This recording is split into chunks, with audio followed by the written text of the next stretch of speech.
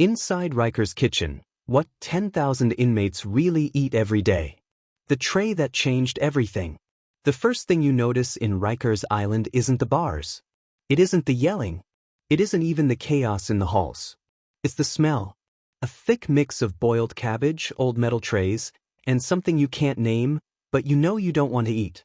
Every morning before the sun rises over New York City, inside a kitchen built to feed nearly 10,000 inmates, the day's first meal begins. Huge industrial pots slam onto steam tables. Frozen food blocks, meant to be meat, hit the counter with a heavy thud. Workers wipe their hands on stained aprons. And somewhere, deep inside the noise, a jail worker shouts, "Let's go! Breakfast trays out." This isn't a restaurant. This isn't a cafeteria. This is survival. Inside Rikers Island, food is more than a meal. It is currency. It is punishment. It is power. And sometimes, it is the difference between staying calm or starting a riot. Today, you're going inside the kitchen, where the food is made, where the rules are written, and where every tray tells a story the public never sees. This is the real truth behind Rikers meals, and it starts with one tray that made thousands of men angry. Breakfast at Rikers, the meal no one forgets. The day begins at 4:30 a.m. Most inmates are still half asleep, lying on thin mattresses, when the sound of metal carts rolling echoes through the dorms. Breakfast is coming, and everyone already knows what it will be, because it almost never changes. On the tray, you'll usually find a tiny scoop of watery oatmeal, a cold hard-boiled egg, a slice of bread that sometimes tastes like yesterday's bread, and a small carton of milk. Simple, right? But here's the part people don't understand. Most of it is cold before it even reaches the inmates. Inside the kitchen, the food is prepared in giant batches. But Rikers is big, really big. By the time the trays reach the last building, the oatmeal is no longer warm. The egg is not just cold, it's icy. And the milk? It's sometimes warm, which scares inmates more than the fights in the yard. Some inmates joke, "This ain't breakfast, it's an early punishment." But behind that joke is a serious problem. When the food is bad, the mood is bad. When the mood is bad, the dorm becomes dangerous. A guy named Little Ray, a skinny 19-year-old awaiting trial, once told another inmate, "If breakfast was better, half the fights in here wouldn't even happen." Maybe he's right. Because when a man hasn't slept, hasn't eaten, and has a court date coming, that cold tray feels like a personal insult. Breakfast at Rikers sets the tone for the entire day. A good tray can calm a dorm. A bad tray can spark a storm. And today, a storm is coming. Because the kitchen just made a mistake. A mistake that will turn a normal morning into a full-blown meltdown. But before that happens, there's something you must see. What really happens inside the Rikers kitchen when 10,000 trays are made at once? Inside the Rikers kitchen, where 10,000 meals are born. When you step inside the Rikers kitchen for the first time, the heat hits you like a wall. Giant metal pots hiss with steam. The floor is always wet. Workers shout to each other over the noise of machines, and the air smells like a mix of cooking oil, onions, and bleach. This is not a normal kitchen. It is a factory. A factory that feeds more people than some small towns. Every day, the kitchen must produce 10,000 breakfasts, 10,000 lunches, 10,000 dinners. And it has to do this every single day, no breaks, no holidays, no excuses. The workers. Most people don't know this. A large part of the kitchen staff are actually inmates. They wake up earlier than everyone else. They wear white kitchen uniforms. And they work under the watch of correctional officers who stand nearby, watching every move. Some do it for good time credits. Some do it for a small paycheck, cents per hour. Some do it because it's better than sitting in a cell all day. A tall inmate named Marcus wipes sweat from his forehead as he stirs a massive pot of oatmeal with a paddle the size of a canoe, or, he always jokes, "If I stop stirring, this whole place will explode." Other inmates laugh, but they know he's not lying. If the food sticks to the pot, it burns. If it burns, thousands of trays taste like smoke. If thousands of trays taste like smoke, the jail gets loud. The reality of Rikers ingredients. People imagine prison food includes fresh vegetables and real meat. But Rikers works with supplies that are frozen, powdered, and sometimes very old. Boxes arrive labeled chicken product or meat blend, labels that tell inmates everything they need to know, and sometimes more than they want to know. One inmate cook, an older man named Terrence, once lifted a frozen meat block and said, "If this is chicken, then I'm the mayor of New York." Everyone laughed, but not because it was funny, because it was too real. Time pressure. Every meal has a strict schedule. If breakfast trays don't leave the kitchen by 6 a.m., whole housing units might not eat until almost 9. And when hungry inmates wait, tension builds. So inside the kitchen, everything is fast. Too fast. Sometimes food doesn't finish cooking properly. Sometimes trays aren't sealed. Sometimes things fall on the floor and get picked up because there's no time to waste it. It's not because the workers don't care. It's because the entire system is built for speed, not for flavor. And today, that speed is about to cause a huge problem. A batch of eggs came out wrong. Some were undercooked. Some were overcooked. Some had cracked in the boiling pot and soaked up water. But the kitchen still packed them. Still loaded them. Still sent them out. Because the clock was ticking. They did not know that those eggs, simple, tiny eggs, were about to create a situation inside one dorm that would push the officers, the inmates, and the entire facility over the edge. The egg that started a firestorm. By the time breakfast carts reached dorm 3 South, most inmates were already awake. Not because they were excited to eat, but because breakfast was usually the first thing that told them what kind of day it would be. A good tray meant a calm morning. A bad tray meant trouble. Officer Ramirez unlocked the food gate and pushed the cart inside. His face showed he was tired, real tired. "Working Rikers mornings will do that to you," he called out. "Breakfast. Line up." The inmates lined up quickly. Not out of respect, but out of habit. Marcus, the same inmate who stirred oatmeal in the kitchen, was on the serving crew today, rolling the cart down the aisle. He already knew something was wrong. He smelled it. He saw it. But he couldn't say anything. The eggs were bad. They weren't just cold. They weren't just overcooked. Some of them looked strange. Gray spots. Rubbery texture. A weird smell coming from the trays. Marcus knew what would happen when the inmates opened their trays. And he hated being the one delivering it. The first complaints. The first man to open his tray was a guy everyone called Big Lou. He was huge, 6'4", solid muscle, arms covered in ink. Normally, he was calm, quiet, stayed to himself. But today, the moment he opened the tray, his nose wrinkled. He stared at the egg, then looked up at Marcus, then back at the egg. "Yo, is this a joke?" Marcus shook his head slowly. "Bro, I swear, that's how they sent it." Big Lou poked the egg with his plastic spoon. It didn't move. He lifted it, sniffed it. His face changed instantly. Nah, they ain't doing us like this." Other inmates started opening their trays. Same reaction. Same smell. Same anger. Voices grew louder. "What is this? They trying to poison us? This ain't even food. They got us eating trash." Officer Ramirez felt the tension rising. He'd seen mornings like this before, but not with this level of anger. He stepped forward, hands up. "Listen, if there's a problem with the trays, we can request another cart." But the inmates cut him off. "By the time that cart comes, breakfast is over. We hungry now." The turning point. The moment that changed everything came from a quiet inmate, someone nobody expected to speak up. A small guy named Jamal. Barely 21. Always respectful. Never caused problems. He lifted his egg up into the air and said, "If this is what they think we worth, then we ain't worth nothing to them." The entire dorm went silent. Those words hit deep. Because they were true. Food wasn't just food here. It was a message. That message? You don't matter. The first tray hits the wall. Big Lou suddenly stood up, tray in hand. He looked around at the other inmates. He looked at the officers. And without saying a word, he threw the tray against the wall. Bam! Oatmeal splattered. Milk burst open. The egg rolled across the floor like a rubber ball. That was it. The fuse was lit. Voices exploded. Chairs scraped. More trays flew. Officers rushed to call backup.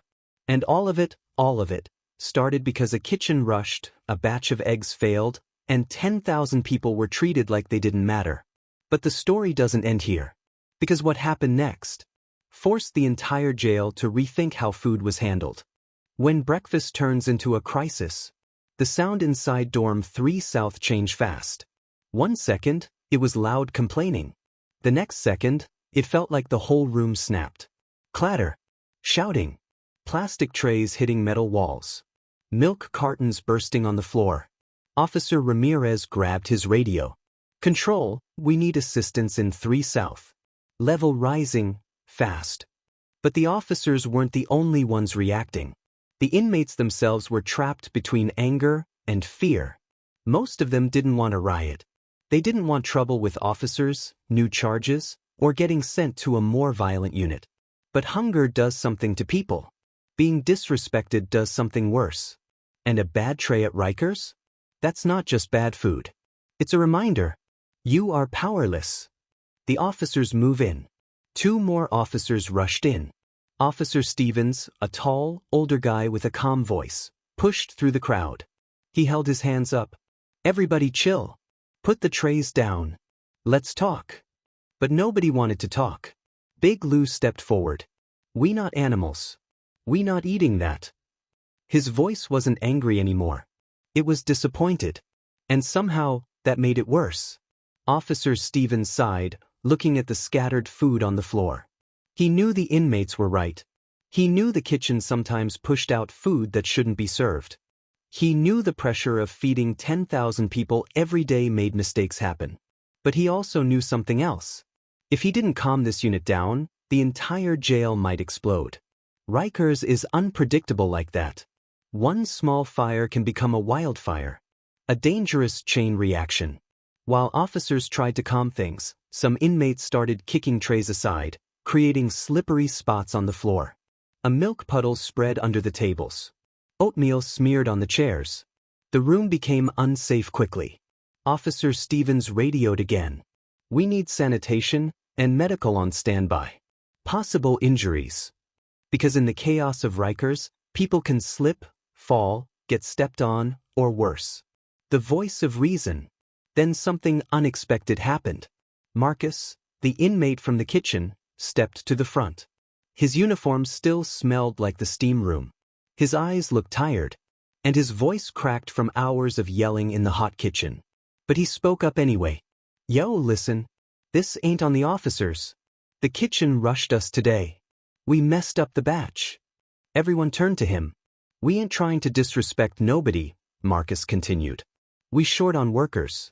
Short on supplies. They tell us to send out 10,000 trays fast. Too fast. This what happens.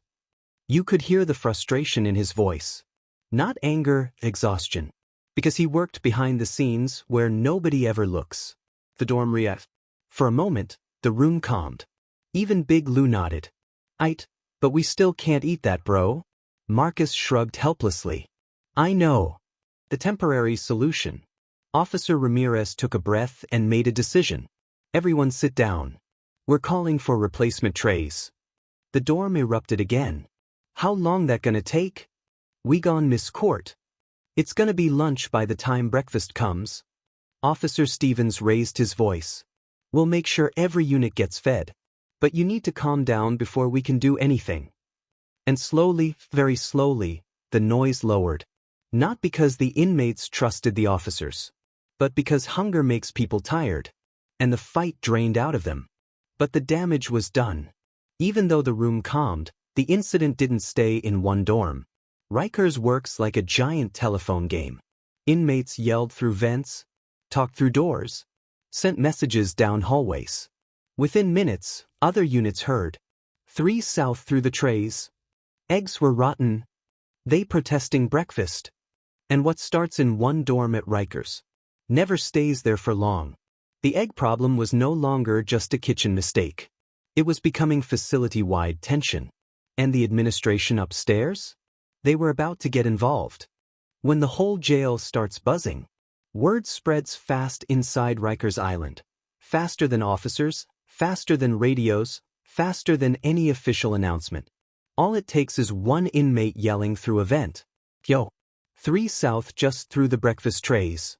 Then another voice somewhere down the hall, "The eggs were rotten." Then another, "They tryna feed US garbage." And within minutes, the entire jail starts buzzing like a giant beehive that just got kicked. Inside the administrative office. Upstairs, in a blocky office overlooking the facility, Captain Torres was already getting calls. He lifted his radio. "What do you mean tray incident? Which unit?" A voice crackled back. 3 South, Captain. Bad eggs. Inmates threw trays. Officers have it under control for now. Torres rubbed his forehead. He'd been on the job long enough to know one simple truth. If one unit snapped, others could follow. And if multiple units reacted at the same time, the jail could go into lockdown. That meant no movement, no court buses, no visits, no programs, nothing. Just chaos inside a box of concrete. The replacement cart problem. Back in 3 South, things were calm but tense. Officer Ramirez kept checking his radio. "Where's the replacement cart?"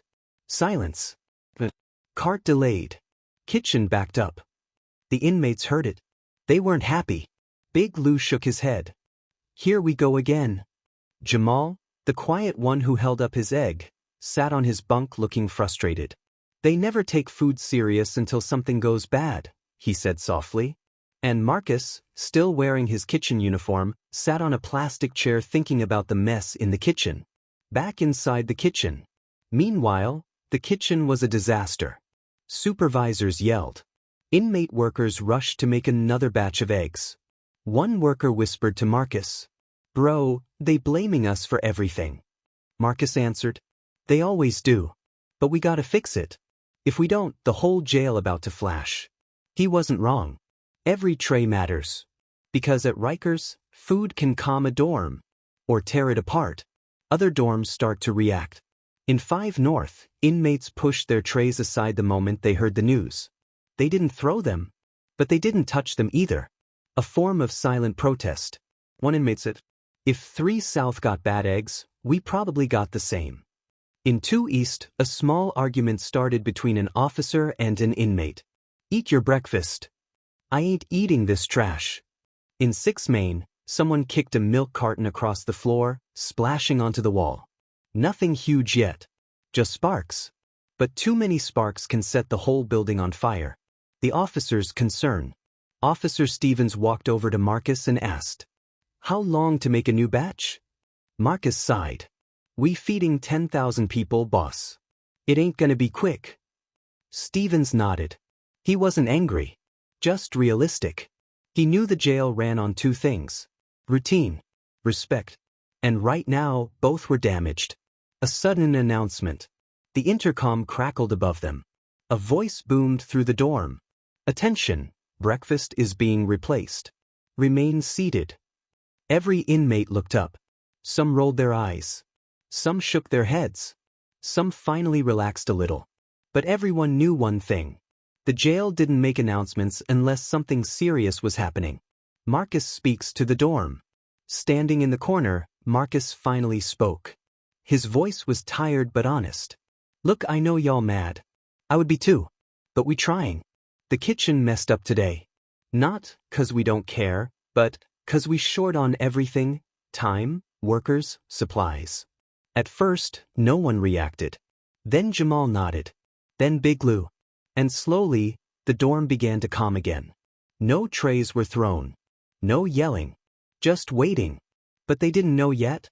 While the dorm waited for replacement food, something else was happening deep inside the Rikers administration. A decision was being made. A decision that would change every meal in the jail for the next few days. And it all started because of that one tray. And those bad eggs. The decision that changed the menu. While 3 South waited for replacement trays, something bigger was unfolding upstairs, something none of the inmates could see, but all of them were about to feel. Captain Torres walked into a small conference room where 3 other supervisors were already sitting around a metal table. Papers. Radios. Coffee cups. Tension everywhere. He didn't sit down. He didn't need to. "We have a food problem," he said. One supervisor nodded. "We heard bad eggs." Torres shook his head. "It's bigger than that. Other units are refusing trays. Some won't eat. If lunch turns out bad too." He didn't finish the sentence. Everyone in that room knew what he meant.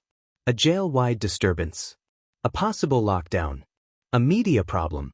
A political problem. Because Rikers Island was already in the news too often. And the city couldn't afford another headline. The emergency plan. They came up with a fast solution. Stop serving eggs for the next 72 hours. Replace breakfast protein with packaged cereal or peanut butter. Double-check all lunch trays. Add extra bread to calm the mood. Send officers to watch the kitchen more closely. Send an announcement to every dorm explaining the change. It wasn't perfect. It wasn't fancy. It wasn't healthy. But it would stop more bad trays from reaching inmates. Captain Torres grabbed his radio. Send the message to all housing units. Effective immediately. The announcement hits the dorms. Back in 3 South, the intercom clicked on again. Everyone looked up. Attention! Breakfast menu is temporarily changed due to a supply issue. Eggs will not be served. Replacement trays are on the way. The dorm reacted exactly how you would expect. That's crazy. So no eggs at all? Good. They can keep those eggs. Finally they admit something. Even Officer Ramirez couldn't hide a small smile. The replacement trays arrive. About an hour later, 2 officers rolled in a new cart. This time, the trays looked different. A sealed cup of cereal. The juice box. 2 slices of bread. A small peanut butter packet. A fresh fruit cup. Simple. Cold. But clean. No smell. No gray spots. No surprises. Marcus helped pass them out. When Big Lou opened his tray, he nodded once. This is better." Jamal looked at his fruit cup and whispered, "I can live with this." And just like that, the dorm relaxed a little more. The kitchen reacts. Inside the kitchen, supervisors rushed to reorganize the entire day's menu. Workers sliced open new boxes, ripped open cereal cartons, and filled carts faster than ever. The inmate cooks looked exhausted, but they moved with purpose.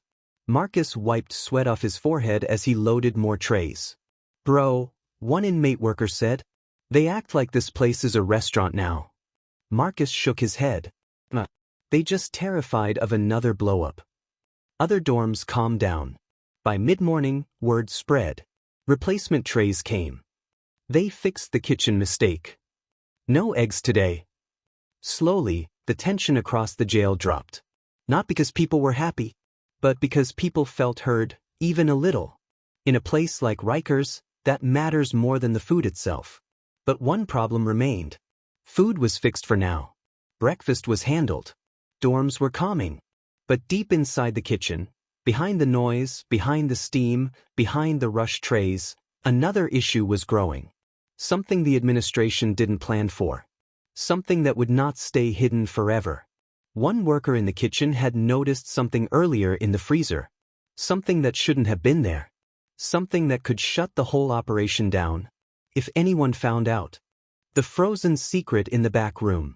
While the rest of Rikers slowly settled down from the egg incident, the kitchen was still buzzing like a broken machine. Trays being packed. Supervisors yelling. Steam pouring out of giant pots. But in one quiet corner of the kitchen, past the dish area, past the heavy metal doors, past the storage shelves stacked with cans and dry goods, something had been discovered. Something no one wanted to talk about. The freezer nobody checked.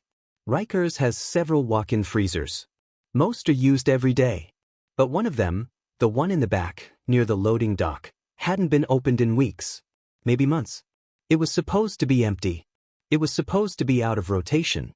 But that morning, after the egg disaster, a supervisor sent an inmate worker to inspect all freezers, just in case. The worker's name was Elijah. He was short, quiet, and new to kitchen duty. Everyone used to call him Kid, Because he still looked 17. Elijah grabbed a cart and walked to the back freezer. When he opened the heavy door, icy air hit him in the face. He stepped inside and froze.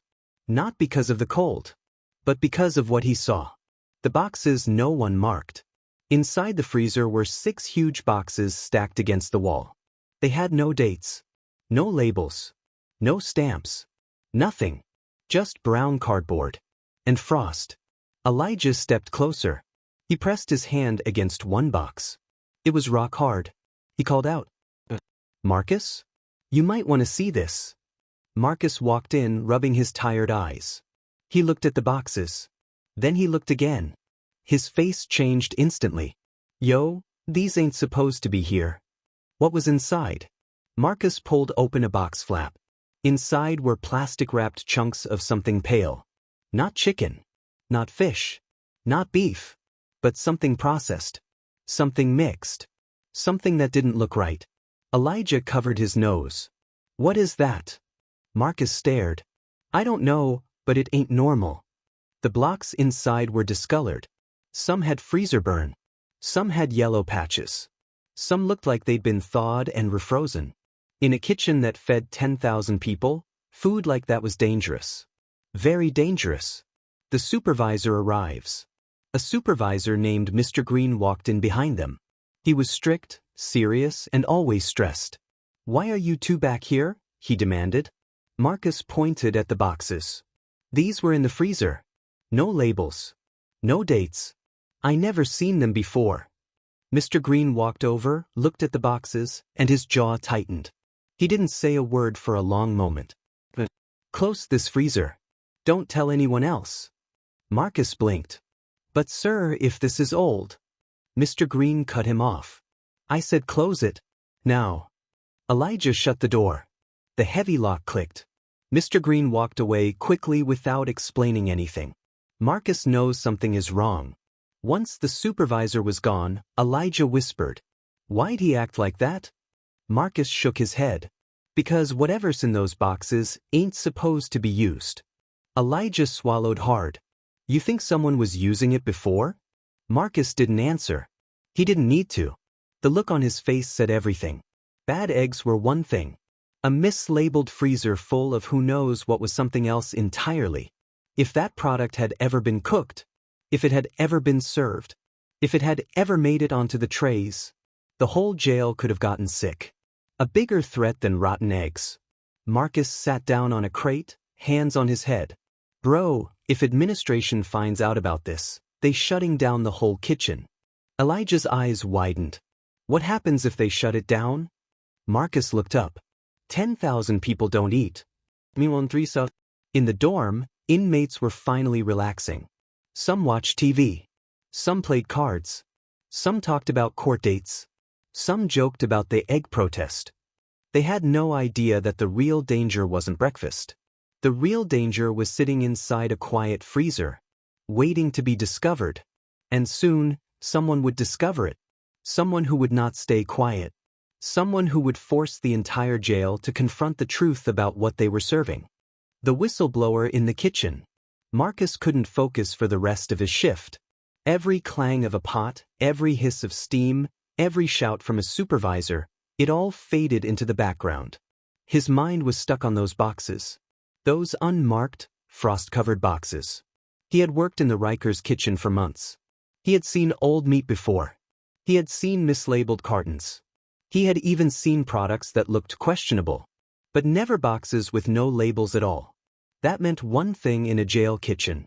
Somebody didn't want them identified. Elijah can't stay quiet. By lunchtime, Elijah, the new kid, looked pale. He kept glancing toward the freezer door like it might open on its own. While loading trays, he whispered, "Marcus, we gotta tell somebody." Marcus replied without looking up. "Tell who?" "The same people who told us to hide it." Elijah's voice shook. "But what if they used that meat before? What if people got sick?" Marcus slammed a tray onto the cart harder than he meant to. "People do get sick. Every week." Elijah froze. Marcus lowered his voice. "They just don't call it a food problem. They call it stomach bug. Or inmate not feeling well." Elijah swallowed hard. For the first time, he understood how deep the kitchen problems truly went. A quiet conversation in the storage room. During a short break, Marcus pulled Elijah into a small storage area between the dry goods shelves. He spoke softly. Listen to me. Rikers is a machine. And that machine will run even if something inside it is broken. Elijah asked, So what do we do? Marcus sighed. We do the same thing everybody else does here. A long pause. We survive. But Elijah wasn't like most inmates. He had never been in jail before. He never had to just survive. He wanted to do something. The kitchen has a snitch, but not the kind you think. Later that afternoon, a supervisor named Ms. Valdez walked through the kitchen. She had a reputation. She actually listened. She talked to inmates like human beings. She didn't scream. She didn't threaten. If something was wrong, she handled it quietly but seriously. Elijah saw her walk by. His heart started pounding. This was his chance. He stepped forward. Ma'am, can I talk to you? Valdez stopped. Raised an eyebrow. About what? Elijah hesitated. His eyes darted toward Marcus. Marcus gave him a barely noticeable shake of the head. Don't. But Elijah stepped closer anyway. It's about the back freezer. Valdez blinked. What about it? Elijah whispered. There's boxes in there. No labels. No dates. We opened one. It doesn't look right. Valdez's expression changed instantly. Not angry. Not annoyed. Concerned. Show me. The return to the freezer. Valdez followed Elijah and Marcus to the far back. She unlocked the freezer and stepped inside. The cold air hit her face. Her breath fogged. She saw the boxes. She pressed her hand against the cardboard. Then she opened one. Her face hardened. This should have been reported the moment it was found. Marcus finally spoke. We tried. Green shut us down. Valdez closed the box slowly. I see. Her voice was quiet, too quiet. The consequences begin. Ms. Valdez locked the freezer, wrote down the number on the lock, and said, Don't touch these boxes again. Don't go near this freezer. And don't talk about it with anyone else. I'll handle it. Elijah asked, Is somebody going to get sick from this? Valdez shook her head. Not anymore. Because this is getting reported right now. She walked away fast. Marcus exhaled. Kid, you just opened a door you can't close. Elijah looked confused. Did I do the wrong thing? Marcus shook his head. You did the right thing. But the right thing in Rikers always comes with trouble. In the dorm, inmates were relaxed now, eating lunch trays that actually looked okay. Big Lou joked. At least it ain't egg day. Jamal laughed. Nobody knew a storm was brewing behind the kitchen doors. A storm bigger than the egg protest. Bigger than one freezer. Bigger than 2 inmate workers telling the truth. Because Ms. Valdez wasn't just any supervisor. She kept records. She followed rules. She documented everything. And when someone like that files a report, the administration has to respond. When the truth reaches the top. Ms. Valdez did not waste a single second. The moment she left the freezer area, she walked straight to the administration office, ignoring side conversations, ignoring other supervisors, ignoring Mr. Green's glare from across the kitchen. She knew exactly what those unmarked boxes meant. Not a mistake. Not an accident. A liability. And in a place like Rikers Island, a liability inside the kitchen could shut the entire jail down. The incident report that could shake the system. Inside her small office, she sat at her desk and opened her laptop. Her fingers tapped the keyboard fast and sharp. She typed everything. Location of the freezer. Condition of the boxes. Lack of labels or dates. Possible contamination. Inmate testimony. Supervisor Green's reaction. She didn't add emotion. She didn't add opinion. Just facts. Because facts were powerful enough. When she finished, she clicked send. And in that moment, the situation officially moved from kitchen problem to administrative emergency. The administration reacts. The report traveled fast through internal email lines. Within an hour, the deputy warden read it. The head of food services read it. Medical services read it. And finally, Captain Torres read it. He slammed his radio onto his desk. I knew it. Something was off in that kitchen. He grabbed the phone and dialed. Get every kitchen supervisor in the conference room. Now. Meanwhile, in the kitchen. Back in the kitchen, things were tense. Mr. Green paced around like he felt something coming. He kept checking his phone, checking the clock, checking the freezer area. Marcus and Elijah felt the shift too. Something in the air changed, like the kitchen had stopped breathing. Elijah whispered, "You think Valdez told them?" Marcus nodded slowly. "She's not the type to ignore something like that." Elijah swallowed. "Are we gonna get in trouble?" Marcus shook his head. "Not us, but someone is." The meeting begins. In a conference room upstairs, all the supervisors sat around a metal table. Mr. Green walked in last. His jaw was tight. His posture stiff. Captain Torres entered the room holding a printed copy of Ms. Valdez's report. He placed it on the table. The room went silent. Then he said, "Who wants to explain why I'm reading about expired, mislabeled meat blocks in a freezer that was supposed to be empty?" No one spoke. He looked around the table. "Who gave the order to ignore it?" Again silence. He turned his gaze to Mr. Green. "Do you want to tell me why you told inmate workers not to report this?" Green cleared his throat. "Sir, with all due respect, it wasn't a big deal. Old stock gets misplaced sometimes. The kitchen's been running behind." Torres slammed his hand on the table. "This isn't about running behind. This is about safety. And liability. And the fact that 10,000 people eat what comes out of that kitchen." Mr. Green looked down. Torres took a breath. "We're launching a full audit of the kitchen. Every product. Every freezer. Every storage room. Every label. And until we finish." He paused. "Nobody is allowed to cook anything except sealed products." The room erupted. "But that'll slow production. We don't have enough sealed items. Lunch and dinner will be delayed." Torres raised his hand. "I don't care. We are not serving contaminated food." Word reaches the kitchen. 10 minutes later, Ms. Valdez entered the kitchen and called everyone to attention. Her voice carried across the room. "Listen up. The administration has ordered an emergency audit. No more cooking unsealed items. No unlabeled food. No exceptions." Marcus stared. Elijah froze. Workers whispered, "An audit? Of the whole kitchen? We in trouble now." Marcus whispered, "This is gonna slow everything down." Elijah added, "And the whole jail's gonna feel it." Meanwhile in 3 South, in the dorm, inmates were finishing lunch, laughing, arguing, playing cards, completely unaware that the next meal might come late or not at all. Jamal yawned. "Lunch wasn't bad today." Big Lou nodded. "Yeah, maybe dinner gone be normal too." But dinner would not be normal.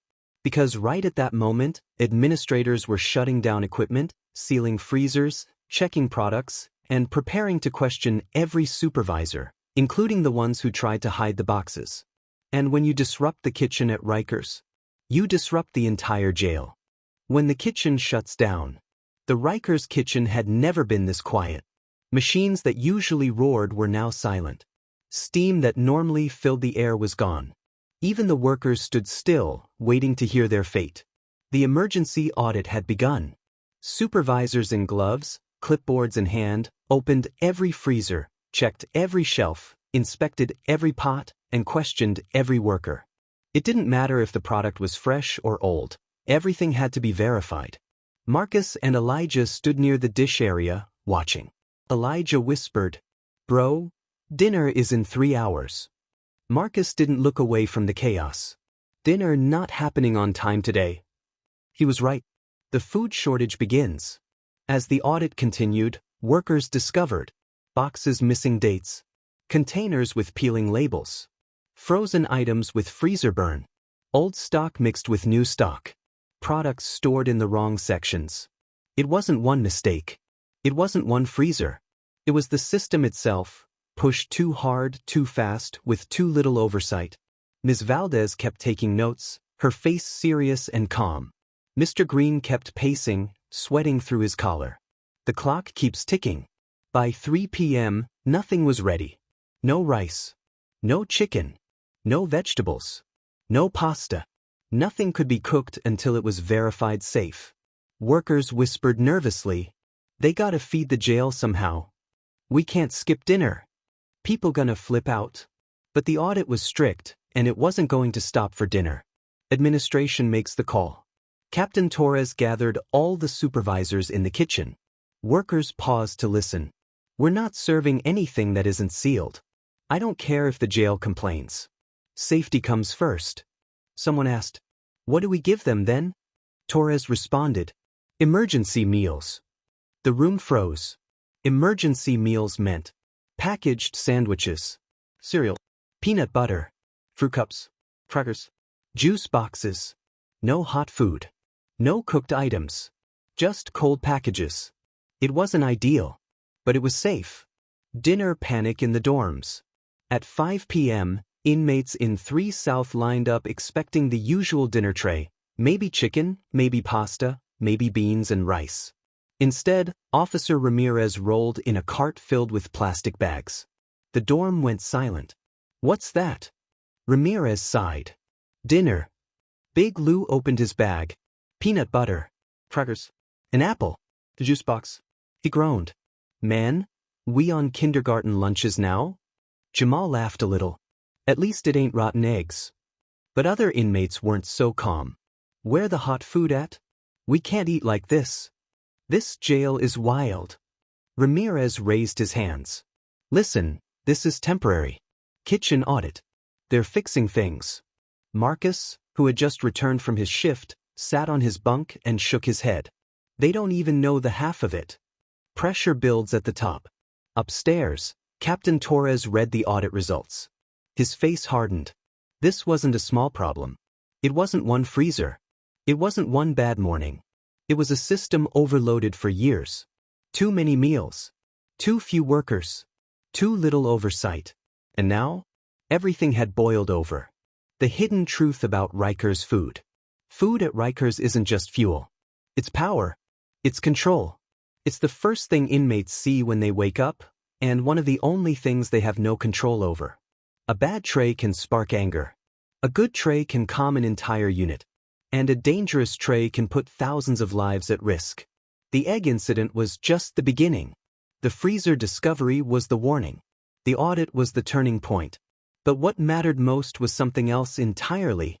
2 inmate workers who refused to look the other way. Marcus. Elijah. They didn't start a riot. They didn't cause trouble. They told the truth. And the truth forced the biggest kitchen on Rikers Island to finally stop, breathe, and face the reality of how unsafe things had become. Food, respect, and survival inside Rikers. When people talk about Rikers Island, they talk about violence, about gangs, about overcrowding, about the fights and chaos inside the dorms. But they rarely talk about the kitchen. They don't talk about the steam rooms where inmate cooks work until their arms shake. They don't talk about the freezers filled with old stock and questionable products. They don't talk about the pressure to feed 10,000 people with supplies that would barely satisfy a small school. And they don't talk about how one bad meal can set off an entire jail. But today you've seen it. You've walked through the heat. You've seen the mistakes. You've watched the chain reaction. Food inside Rikers is more than calories. It's communication. It's dignity. It's control. A simple tray can be the start of peace, or the start of chaos. And the truth hiding behind those kitchen doors tells a bigger story. When people aren't fed right, they stop feeling human. When people stop feeling human, they stop acting human. That's the real story of Rikers meals. A story of struggle. A story of survival. A story of a system stretched to its breaking point. And even though today ended with cold emergency dinners, something important changed. Someone spoke up. Someone listened. And for once, the kitchen was forced to change, if only for a moment. Inside Rikers, that's more than progress. That's hope.